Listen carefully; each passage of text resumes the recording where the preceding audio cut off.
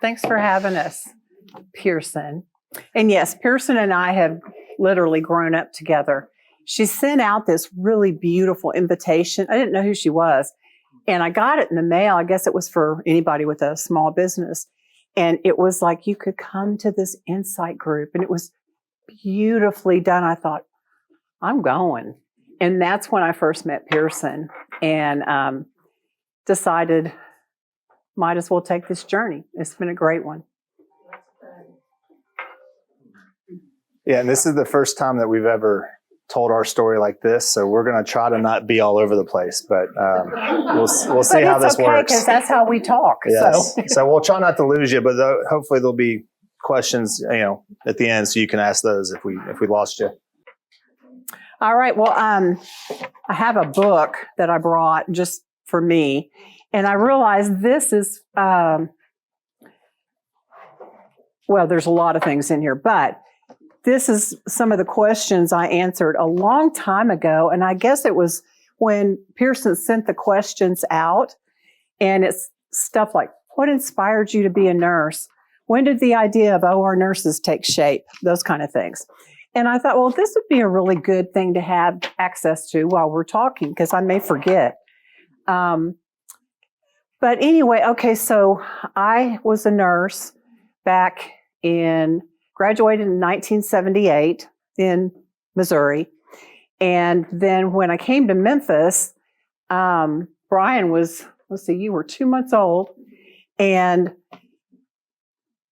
I worked in surgery at Baptist for a hot minute, and then ended up going and beginning the journey of OR nurses. Met a friend, and her name was Carol Patterson.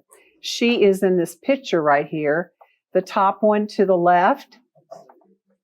And Carol is pretty much the reason that I started this company, because it was with her originally. I was working in surgery at St. Francis, and all of a sudden I hear this really loud, boisterous person. I thought, who is that?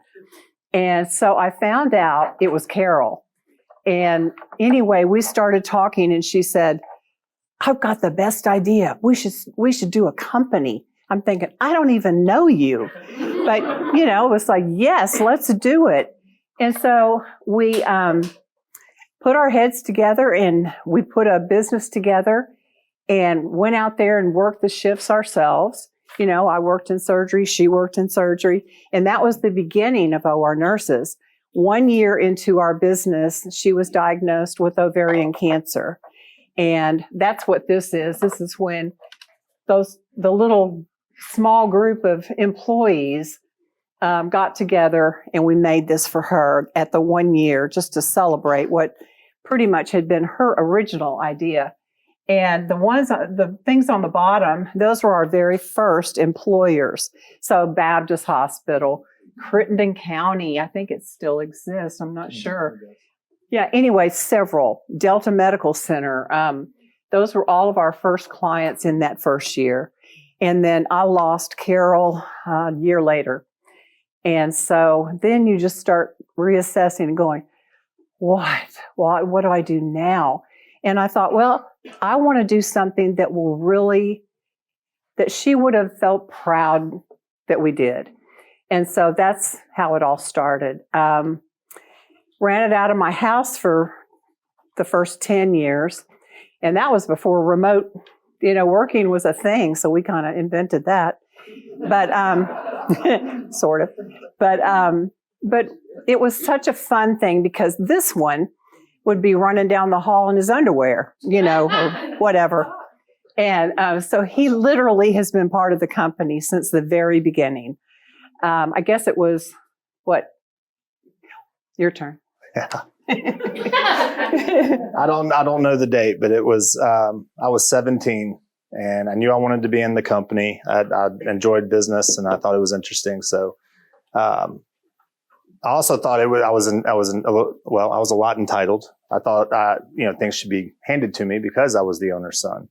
So this is where some of that ugly comes in to play. But I started showing up to work with black eyes and, hungover from making bad decisions, and she pulled me in her office and fired me. And it was the best thing. I gave him a warning. I did say, you've been late, da, da, da, da, da. If you continue to be late, you're going to give me no other choice. She gave me a warning.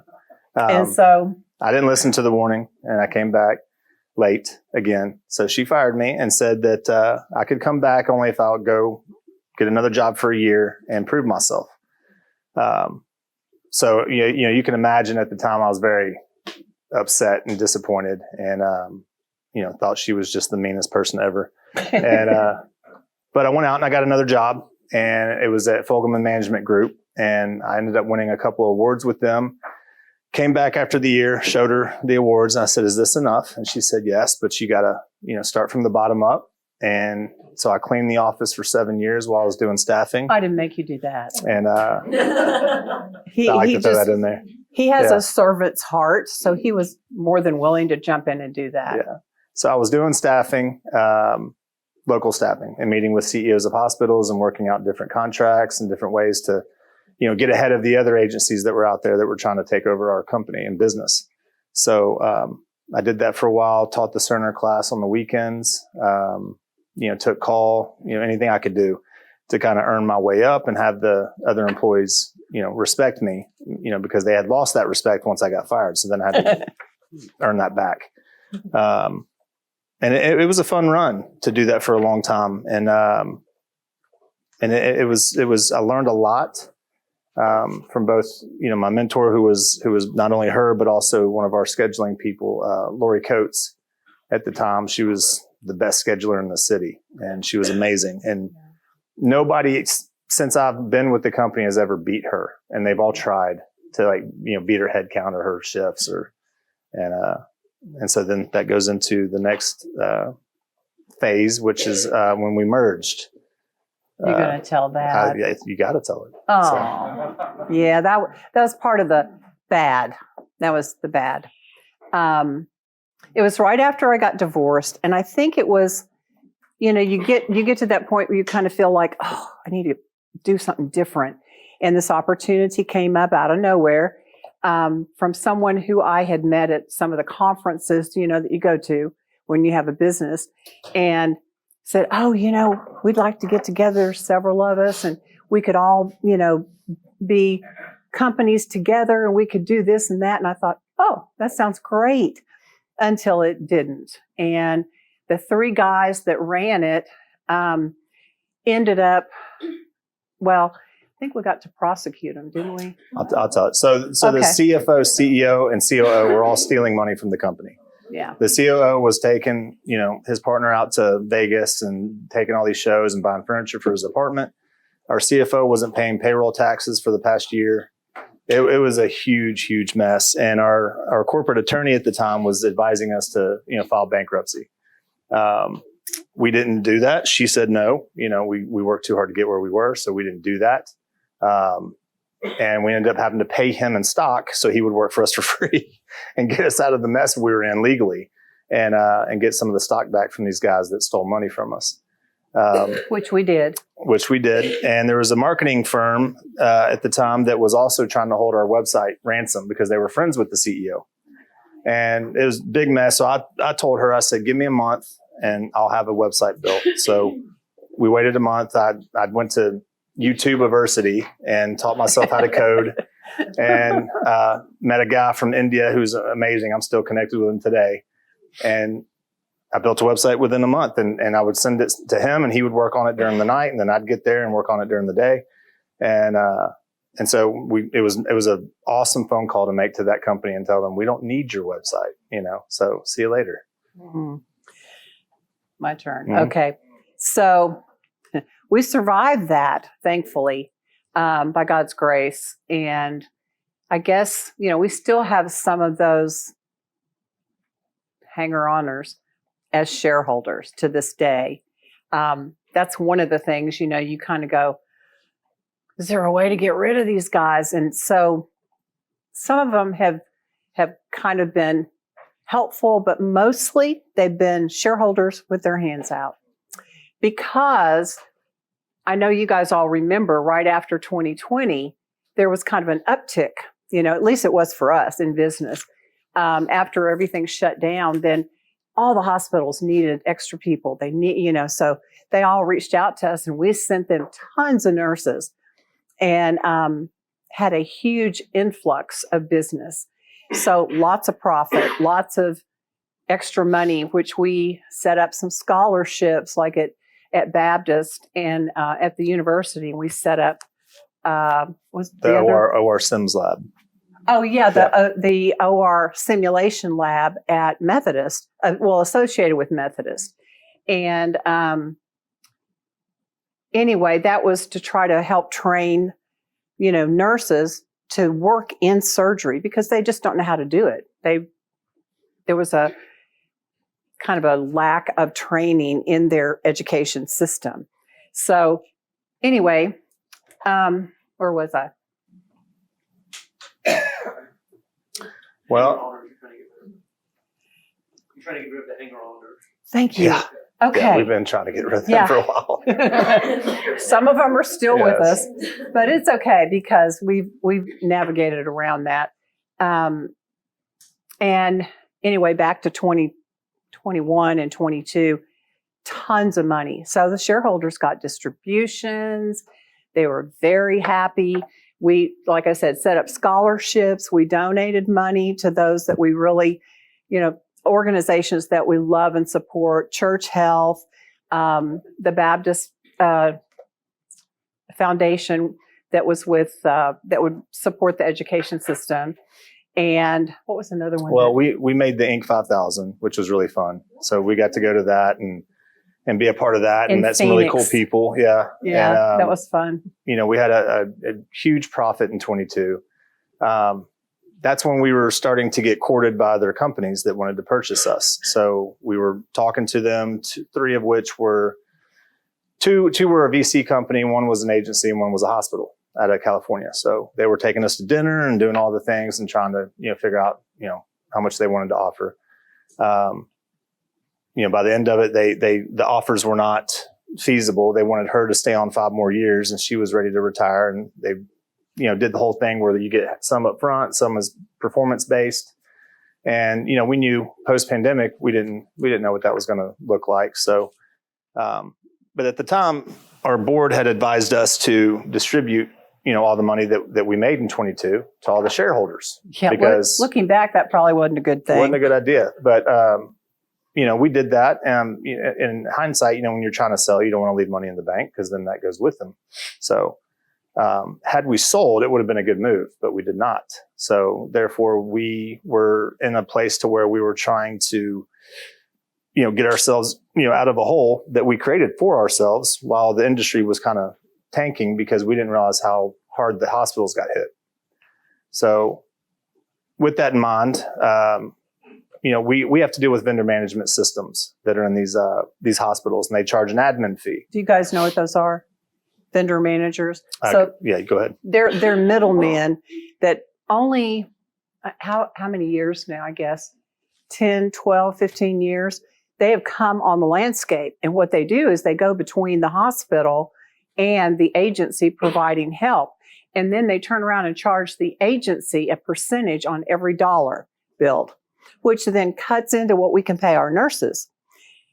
Just infuriates us. But a lot of hospitals, some of which are in Memphis, have signed up with a couple of these. And, if we could really get to the right person to say, you're sending the money out of Memphis, don't partner with them, but. Well, we're doing that. I'm doing the process of doing that. So there's probably millions of dollars that are going out to, Nebraska, Oregon. Those are the big players. I don't know why, but Nebraska is like the travel nurse central. That's where apparently all the big agencies sprout from there. Aya is probably the biggest right now. They're $7.6 billion company that we're trying to fight against. And they are one, they try to say they're vendor neutral, which means they don't pick and choose, when you're trying to submit nurses, but they also own their own agency. So they're not being truthful in that, obviously. But, we built our own VMS, and I say, we T&I did for a while, and then now we started a new company called Statham Healthcare. And so that's what I'm running now. And that's what I'm trying to do is get into these hospital systems and explain to them, which most of them don't know, that bill rate is inflated because of the admin rate. So I can save them a bunch of money on staffing fees. And then also keep the money in Memphis, which is also a good thing. So, but getting their ear is becoming the difficult part because everybody's busy. Nobody likes a cold email or a cold call, even if it is to benefit them. So it's been a struggle to try to break in. But I do have a meeting with Regional 1 coming up, and I'm talking to Baptist and St. Francis and Tenet Healthcare. So St. Jude. And St. Jude. So yeah, we're making some progress. St. Jude was, we way back in the early days, we helped open their OR because they didn't have one. And so we went in there with our people. We helped them set it up. We helped them, get started. And St. Jude has always been a very loyal client. I mean, every nurse we send, they want to hire. And of course, we let them. We don't charge them a penny because we know we have great nurses. And that's really one of the things about our company is we don't want to ever cut quality. It's very important. It's not just the numbers. We could just send anybody. Somebody recommended Filipino nurses. Yeah. And we thought, well, if the hospital wants to do that, that's their decision, but we don't want to get in that. It's too hard to vet them and get them placed. So we turned against that, but yeah, ultimately there's been a lot of prayers, a lot of, discussions around the roundtable to try to make good decisions to move forward. We got good people, and we're probably, last time I looked, we're definitely in the top 5 in the country for agencies.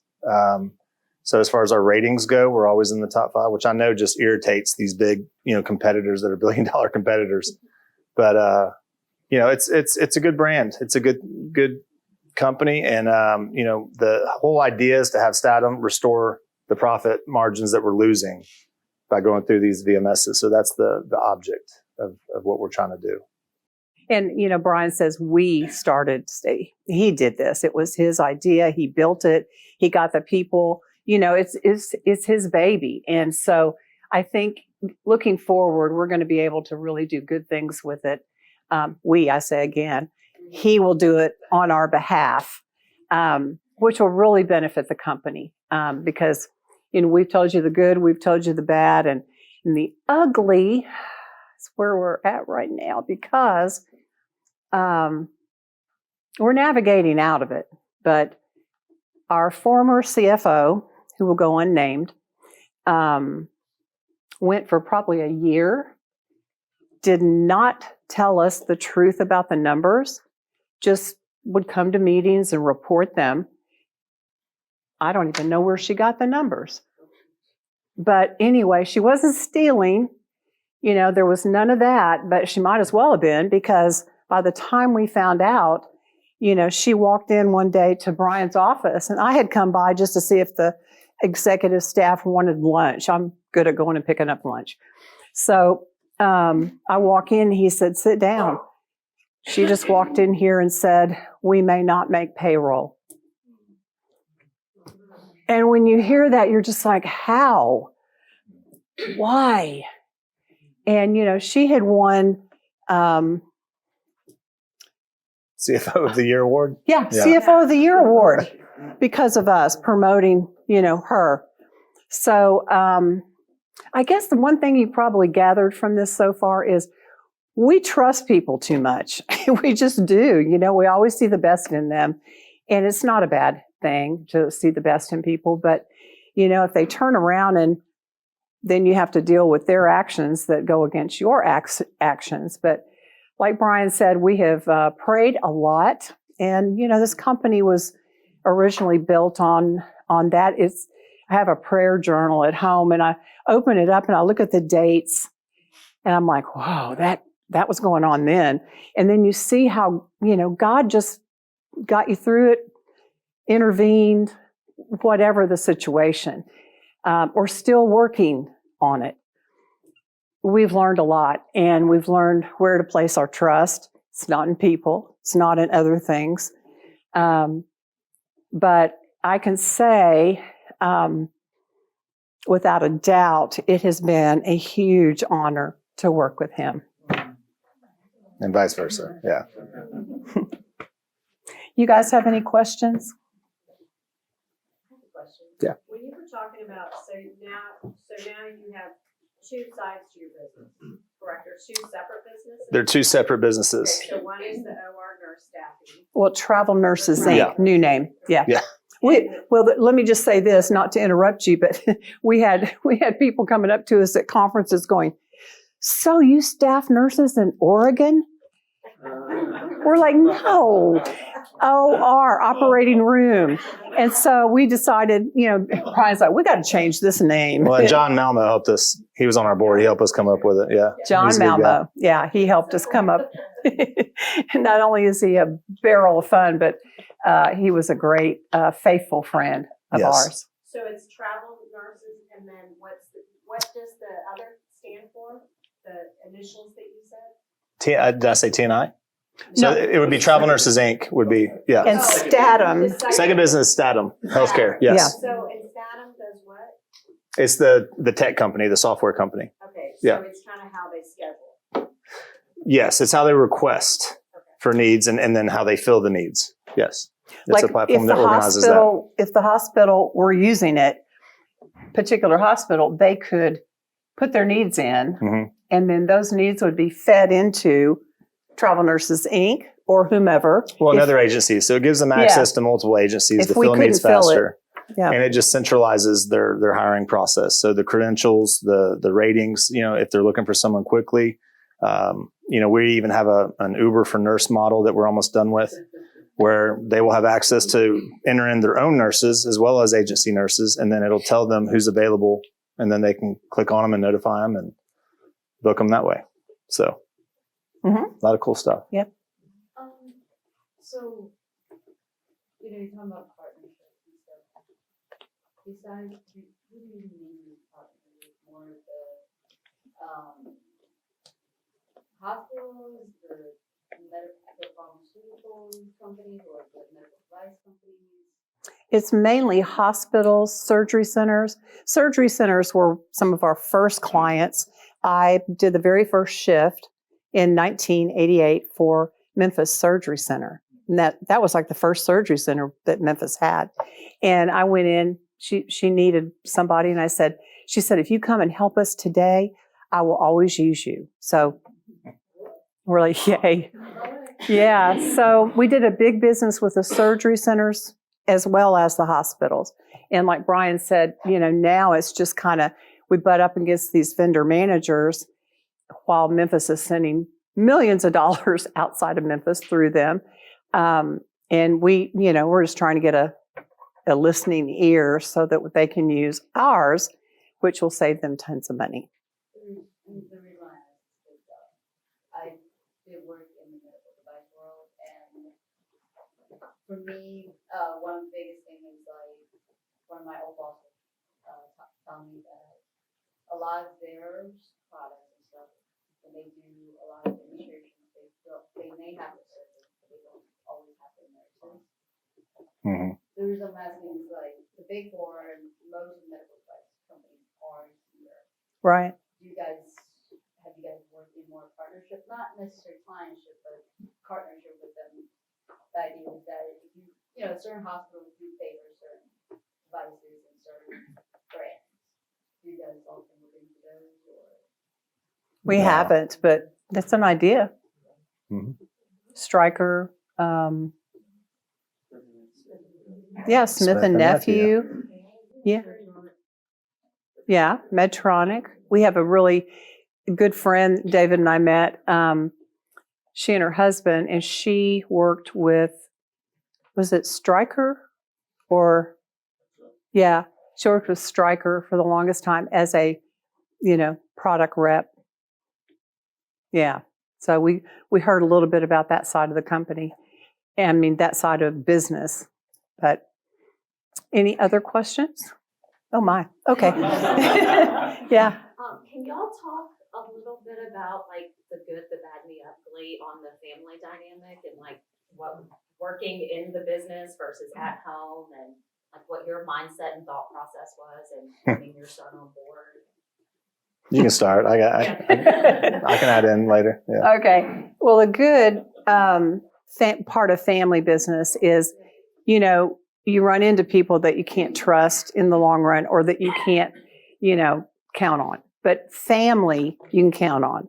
And so I always knew that, you know, I could count on Bryan. I could count on anybody that was related or associated with him. So, so that was the good. The bad, have we had bad? Well, so yeah, there's been times where I got a halo.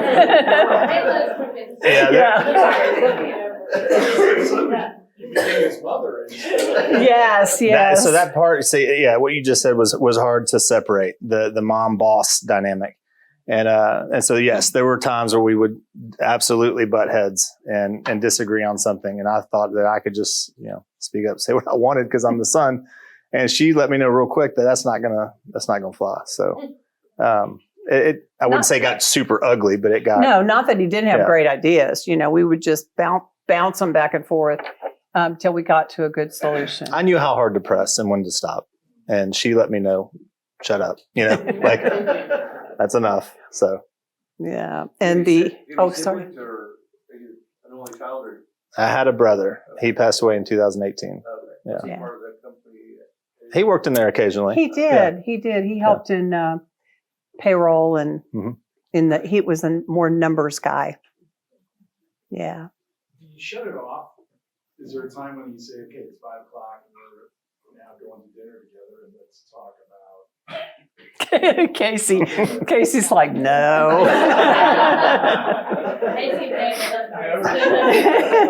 Well, we try, but then it's just like it keeps, you know, it's in your mind. So you're like, I got to get it out, yeah. And I just want to tell you, like, update you. Yeah. And then yes, no, we don't. I mean, sometimes we'll talk about other things, but it always comes back, you know. And even when I'm retired or I'm, you know, having a different focus, you know, we talk a lot, and he'll call me and fill me in or run something past me. I want to run this past you. What do you think? You know, this is going on, da, da, da.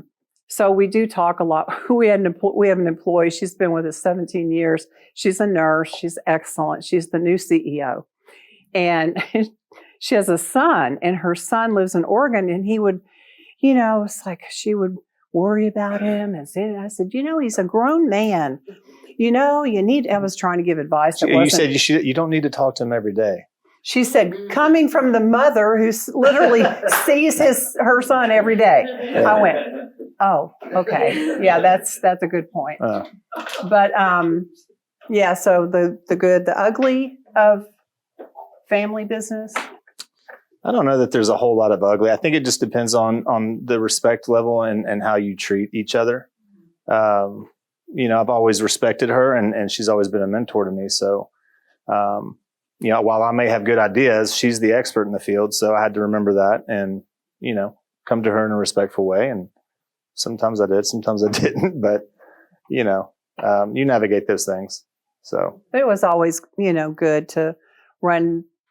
And as he's gotten older and more established, and he's got my, you know, 4 beautiful grandchildren, you know, so gotta keep him happy.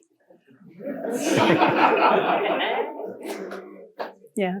So you should have sold him in 22. Okay, so now it's 26, and you're working on building a business, and you're changing around a little bit to do the business and all that stuff. So, what do you expect to happen in the next several years? Are you gonna build the business back up and maybe sell it, or what do you I would love to sell it. Okay. At least the staffing side of it.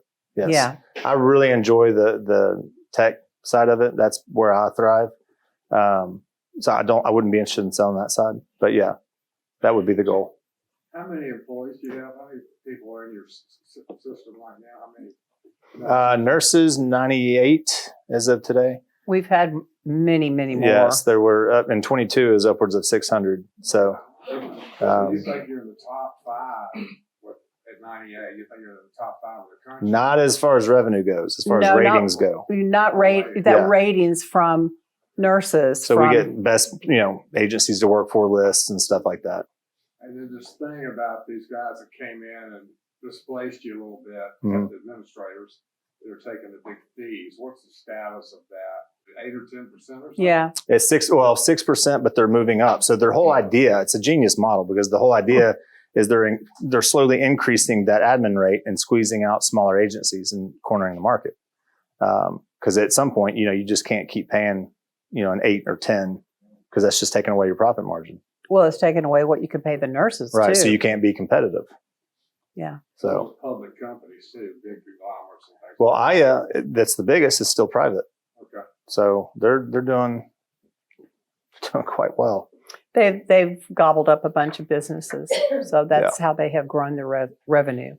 And your business model is you charge so much an hour, or like you put a nurse in an operating room and you bill somebody, they're getting $30 or $40 an hour. You're marking something up on top of that. Right. Well, we don't get the chance to mark it up, so that is decided by the vendor.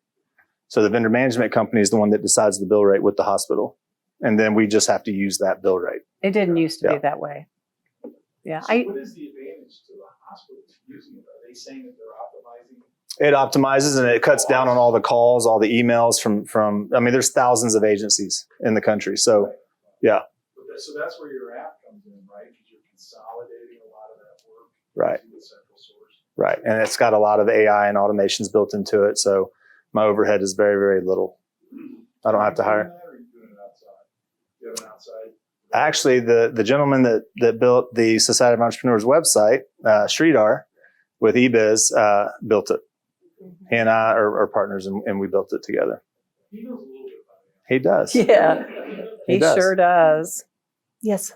I have another question. When you were talking about your CFO, I had a similar situation where I'm wondering if you could talk to other business owners in here as to my experience was I had someone who worked with me for almost 20 years, and really I had just not kept as close of an eye as I had in the past.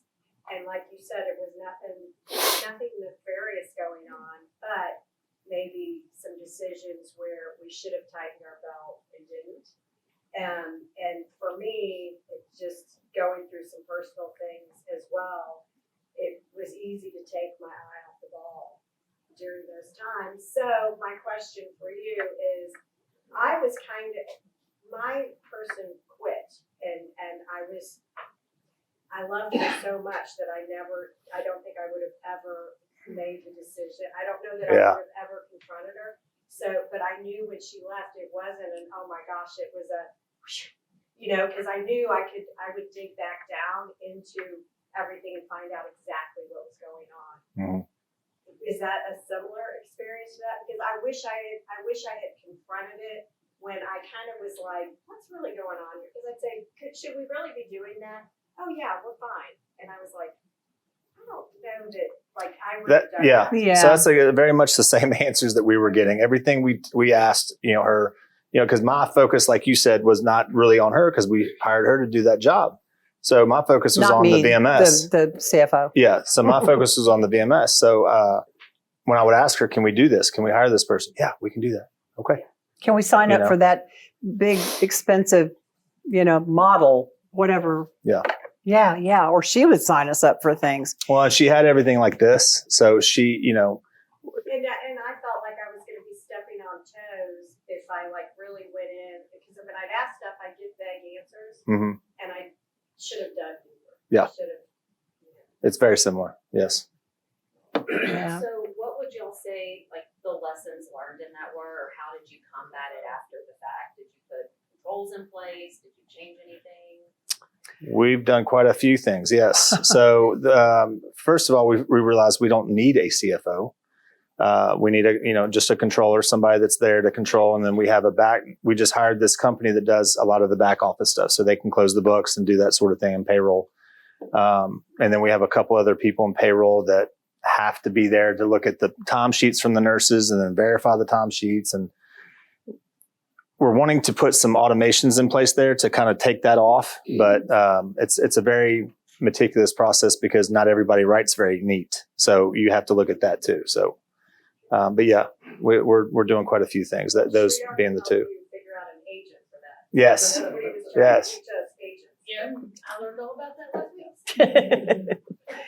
Yeah. Said you were interested in the business when you were about 14. I would say about 16, 17. Yeah. Yeah, so I've been trying to get my children to I was in real estate for 35 years, real estate developer, and I started them off in property management when they were 14, but they will not. Well, I'm out of real estate now. Okay. So I'm just wondering what got you interested in your mom's business? Like, did you? I'm just so curious because I did everything. To me, it just looked fun, and I enjoyed the people that worked there. So I was, I'm not gonna lie, the money was also a factor. So there was that. And there was also the fact that I didn't want to go to college. That was just not my fit. I was good at figuring things out and researching things on my own, and that's the way I kind of wanted to do it. And and some of that has served me well, and some of it hasn't. But I'm so impressed. yeah. Well, thanks. Did you encourage him? Me? Yeah, was it like a dream to have them follow you? Did you say, I think it was just organic. It wasn't like a, stop start kind of thing. It was just an organic evolving into that. When he was talking about coming in with a black eye, and he was allowed to come in and do some things, but I do want to say this about my employees. Oh my goodness, we just celebrated this past week 27 years with my recruiter that he mentioned. She's the COO she's our CO. Chief Revenue Officer. Chief Revenue Officer now. Incredible person, loyal. Her sister is a nurse and she's the CEO now. And she has worked with us for 17 years. And then you got some others? Well, yeah, bless you. Lori is one of those too, where when you're working with her, it was always frustrating because she'd give you, people to call, nurses to call, and you would call them and they wouldn't answer. And then she'd be like, "Did you call them?" I'm like, "Yeah, called them like 5 times."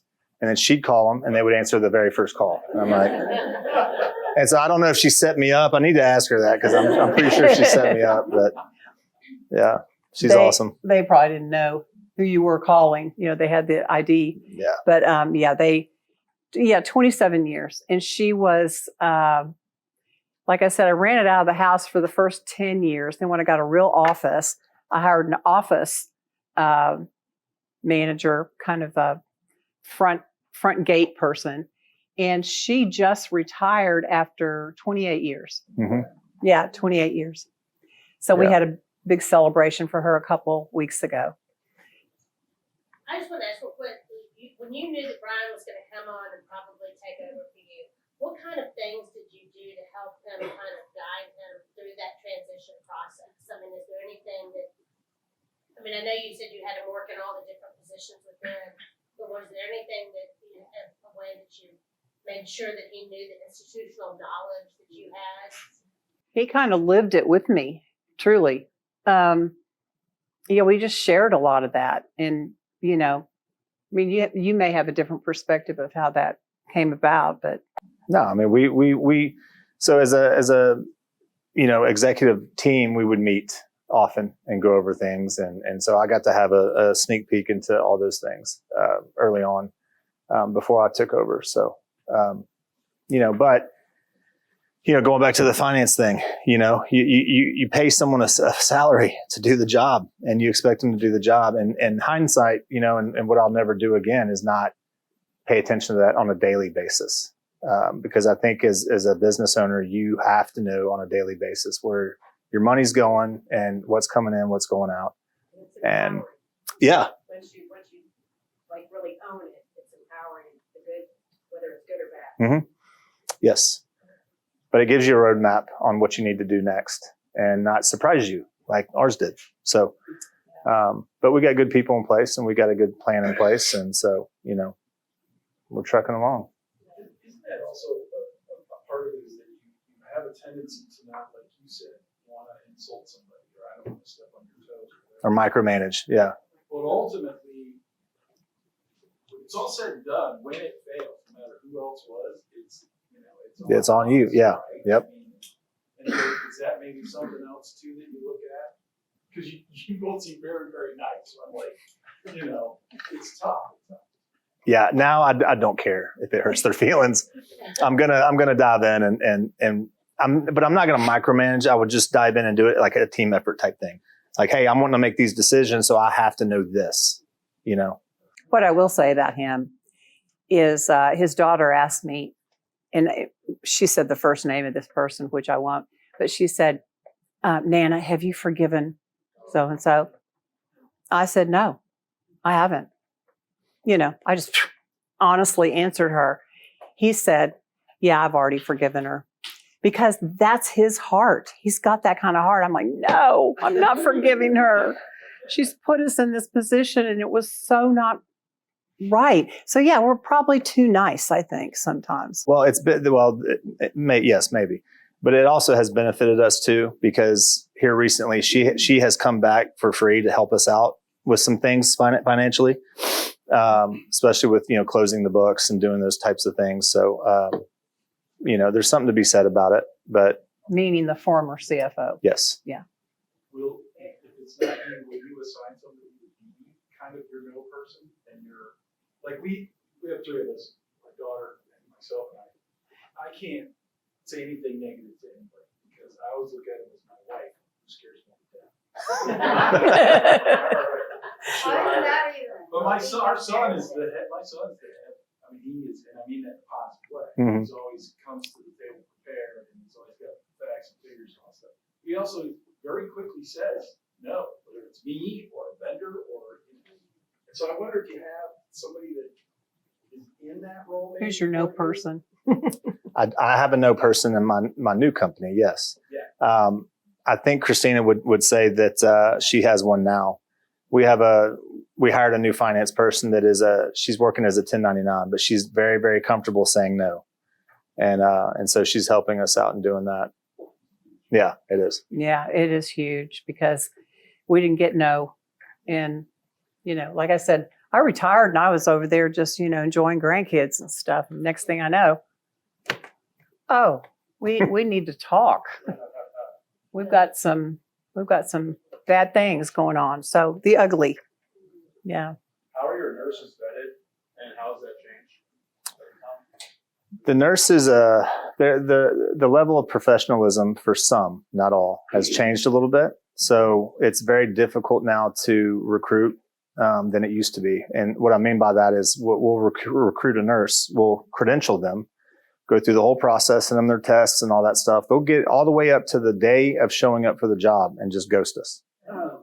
And they'll do that because they'll make another $1 from another agency. So that is, and what's even worse about that is then not only are we penalized, but we get a fine from the vendor for that nurse canceling, which also eats obviously into your profit margin. So it's just vetting them is very, very serious, and we take it very serious. So we look for red flags. We know what questions to ask, and we look for different answers. And we're like, okay, this person sounds good. Let's move forward. Or no, they're dragging us along. Let's just cut ties and move on. Mm-hmm. So. And Brian, what do you call your mom?